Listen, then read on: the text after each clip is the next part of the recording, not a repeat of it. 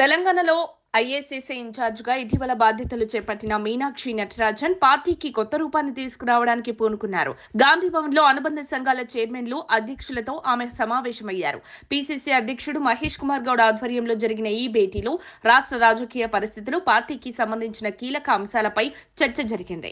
ఈ సమావేశంలో కాంగ్రెస్ నేతలు తమ పనితీరు నివేదికలను మీనాక్షి నటరాజన్ కు సమర్పించారు. అయితే నివేదికలు ఇవ్వకపోయినా ఎవరు నిజంగా పనిచేస్తున్నారో, ఎవరు మౌఖికంగా మాత్రమే హడావుడి చేస్తున్నారో తనకు తెలుసని ఆమె స్పష్టం చేశారు. పార్టీకి సమయాన్ని కేటాయించాలని, ఇతర కార్యక్రమాలకు ప్రాధాన్యత ఇవ్వొద్దని పార్టీ కీలక నేతలకు ఆమె స్పష్టమైన సూచనలు చేశారు.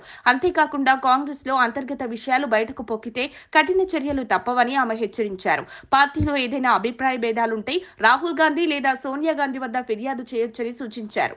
కానీ బయటకు చెబితే తగిన పరిణామాలు ఎదుర్కోవాల్సి ఉంటుందని స్పష్టం చేశారు. తెలంగాణలో ఇటీవల జరిగిన ఎమ్మెల్సీ ఎన్నికల్లో కాంగ్రెస్ పార్టీ నిరాశాజనకమైన ఫలితాలను మూటగట్టుకుంది. 3 స్థానాల కోసం పోటీ చేసినప్పటికీ 2 స్థానాలను బీజేపీ దక్కించుకుంది. రాష్ట్ర ప్రభుత్వం వేలాది ఉద్యోగాలను భర్తీ చేసినా నిరుద్యోగుల మద్దతును సంపాదించుకోలేకపోయింది. టీచర్లలో ప్రభుత్వం మీద అసంతృప్తి నెలకొంది. అంతేకాకుండా కాంగ్రెస్ నేతల మధ్య అంతర్గత పోరు కూడా పార్టీ బలహీనపడడానికి కారణమైందని రాజకీయ విశ్లేషకులు చెబుతున్నారు. తెలంగాణలో కాంగ్రెస్ అధికారంలోకి వచ్చి ఏడాదైనా పార్టీ కార్యకలాపాల్లో గణనీయమైన మార్పు కనిపించకపోవడంపై కేంద్ర నాయకత్వం అప్రమత్తమైంది. దీంతో మీనాక్షి నటరాజన్ ను ఇన్ఛార్జిగా నియమించింది.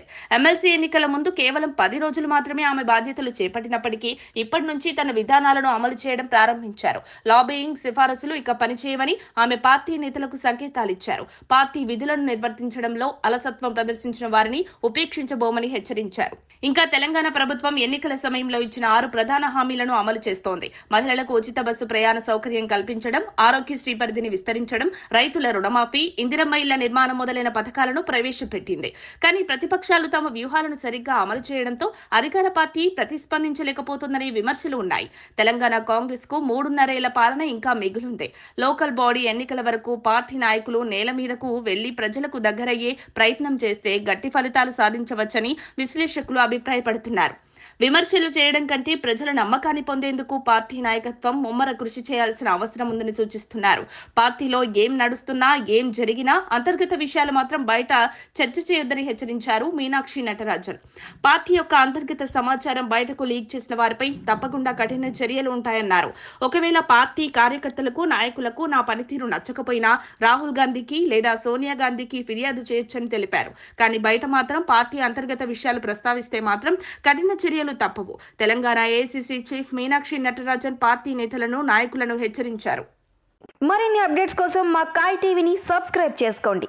మా వీడియో కనుక మీకు నచ్చినట్లయితే లైక్ చేయండి, షేర్ చేయండి. మీ విలువైన అభిప్రాయాలను కామెంట్ బాక్స్లో తెలియజేయండి.